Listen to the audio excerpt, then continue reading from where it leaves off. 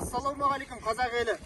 Мынау біздің еліміздің президенті Қасым-Жомарт Кемелұлы Тоқаевқа және осы үндеуімізді Атырау облысының әкімі Шапкенов Серік Жамбылұлына, Атырау облысы мамандандырылған табиғатты қорғау прокуроры Жалмұрзин Мирас Еркебұланұлына, экология, табиғат пайдалану және аграрлық мәселелерді жөніндегі тұрақты комиссия төрағасы Хайруллин Арман Ғабидоллаұлына Жылой аудандық Жем өзенін тереңдету жұмыстары бойынша бірнеше ұсыныстар мен талаптарымызды айтқымыз келеді.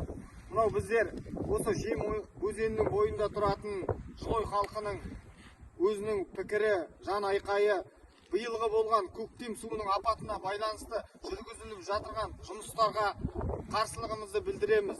Яғни айтқанда, осы Жем өзенін қазып келе жатыр, жанына өлі топырақ құмнан бөгет салмады.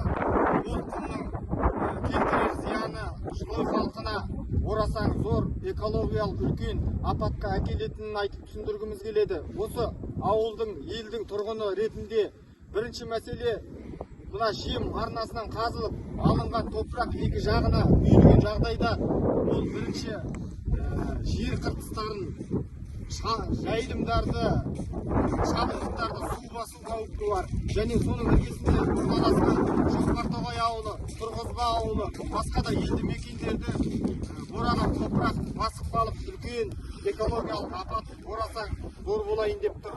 Екінші жағынан, бұнда көктемде су тасқан уақытта сол топырақтың бәрін төменгі жақтағы ағыспен тағы да толтыратын жайы бар. Үшінші жағынан, жылда осы жерде болып жүргенде, жылда тасығанда Жем өзені көктемде осы Жылой ауданында 5 көпірден өтетін темір жол. Оның біреуі айтатын болсақ, яғни бірінші тона Жабатай көпірі бар.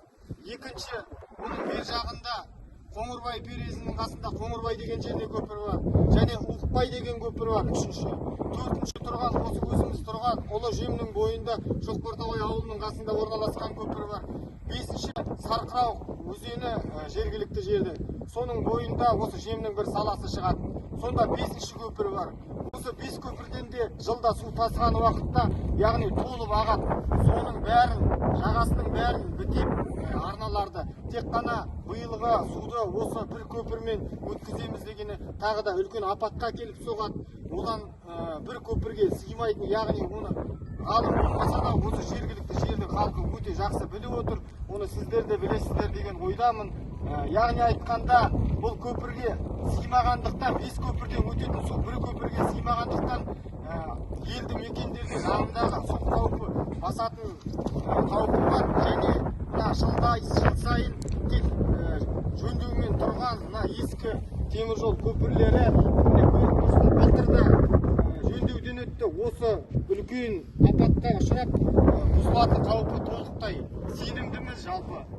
Енді біздің осы Жылой халқының және осы Шоқпартоғай ауылындағы адамдардың ұсынысы, осы алдағы айтылған мәселелерді жоғарыдағы біздің елдің, халықтың, Жылойдың елімен келісіп пішкен тон кете болмайды дегенде, осы халықпен келісіп тұратына, сосын барып бір өгізде өлмейтін, арбада сынбайтын халыққа ыңғайлы жағынан шешіп берсеңіздер, біздің ұсынысымыз Жемнің жағасына қазып алынған өлі топырақ салынбасын.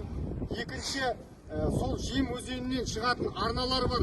Әр салаға, сай салаға, мысалы, өзен көлдерге, табиғат жерлеріне, табиғатты қорғау үшін мысалы шығатын салалар бар. Сол салалар ешқандай бітелмесін. Осыны